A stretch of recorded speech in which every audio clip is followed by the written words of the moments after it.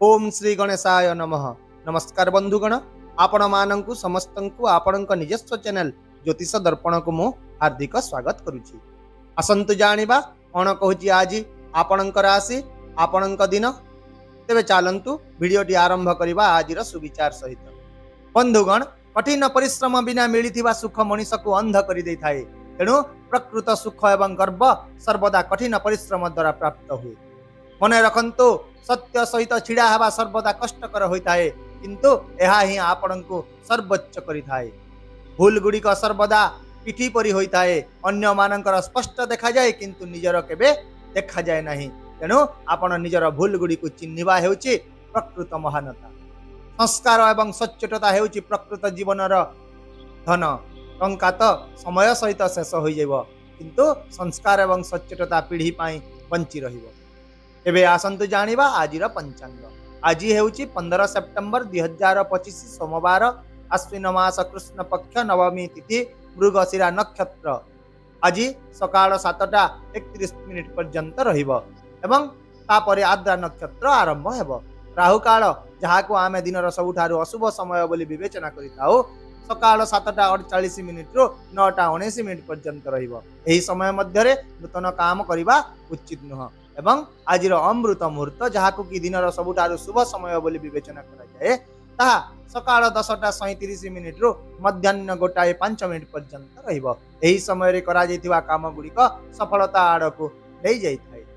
सेही परि आज चंद्र मिथुन राशि रे गोचर करिवे एवं सूर्य सिंह राशि रे गोचर करिवे। चलंतु एबे कुंभ राशि रो आजिर दैनिक राशिफल विषय रे विस्तृत भाव रे आलोचना करिबा।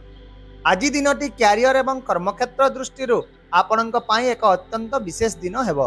जदि आपण चाकरी करूछंती तेबे आज आपणक कामर प्रशंसा करा जिवो। आपणक काम देखि आपणकर वरिष्ठ अधिकारी माने प्रभावित हेबे। आपणक सहकर्मी समर्थन मिलिबो एवं दलगत कार्य भल फलाफल आनिबो। सेही परि व्यवसाय करथुवा लोक माने मध्य आज समानंकर पुराना ग्राहकंक सहित संपर्क स्थापन करी लाभ पाइबे। बंधु एवं परिवार का समर्थन आपणक नूतन उच्चता को नहीं जीवो। यह सहित जेकोसी पड़ी रही काम गुड़िक समाप्त हो पारे एवं आपण मानसिक भाव में शांति पाइबे। आज दिनटी छात्र छात्री मानक पई मध्य प्रेरणादायक हेबो। सेमाने पाठ पढ़ारे ध्यान देबे एवं एकाग्रता मध्य वृद्धि पाइबो। प्रतियोगितामूलक परीक्षा पई प्रस्तुत होइतबा छात्र छात्री माने मध्य आज शुभ संकेत पाइबे। सेमानंकु शिक्षकंक आशीर्वाद मिलिबो एवं कष्टकर विषय गुड़िक सहजरे बुझी हेबो। आर्थिक दृष्टिकोण दिनटी आपणक पई स्थिरता एवं शक्ति आनिबा को जाउची। अटकी रहितिबा पुराना टंका गुड़िक पाइबार संभावना अधिक रहिछि। आउ मध्य आज कोनोसी बंधु किंबा संपर्कंक सहाय्य रे आपण कोनोसी एक बड़ आर्थिक लाभ पाई पारंती। सेही परि व्यवसाय रे जे कोनोसी अटकी रहितिबा योजना गुड़िक आज समाप्त हेबो, जहा आयर एक नूतन उत्स खोलिबो। तथापि आज आपण लोभरु दूरे रहंतो एवं चिंता न करी निवेश करंतु नाही, नचेत एक बड़ क्षति होई पारे। यह छड़ा आज कोनोसी धार्मिक किंबा सामाजिक कार्य दान करने द्वारा मध्य किछि खर्चांत हो पारंती, किंतु यह केवल आपणकर मन को शांत करिबो नाही, बरं आपणकर भाग्य को मध्य मजबूत करिबो। स्वास्थ्य दृष्टिकोण जदि देखिबा, आज दिनटी आपणक पई आरामदायक हेबा को जाउची। आपणक पुराना रोगरु मुक्ति मिलिबो। विशेष करी पेट संबंधी समस्या किंबा हाड़ जंत्रणा जदि पूर्वरु रहितिला ताहा आज कमिबा को लागिबो। सेही परि महिलांक पई मध्य आज दिनटी आरामर वार्ता नहीं आसीची। हार्मोन असंतुलन रे उन्नति हेबो।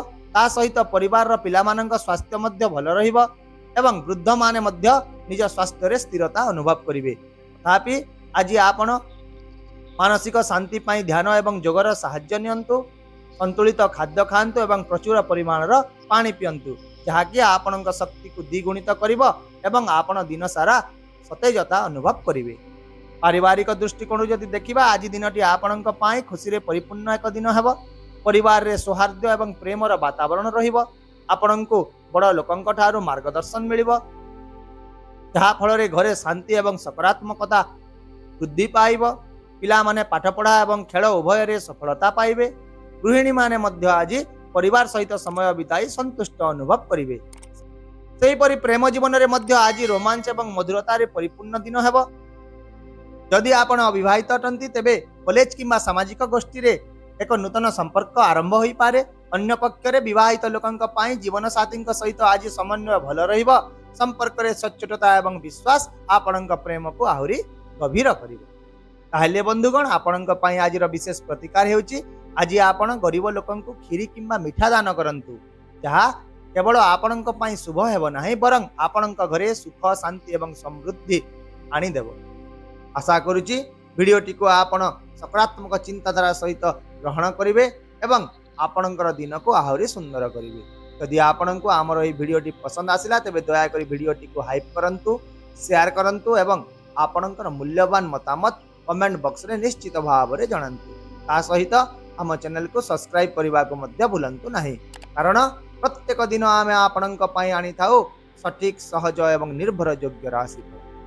तेबे आसंता काली पुनी देखा हेबा आउ एक नूतन राशिफल भिडियो सहित।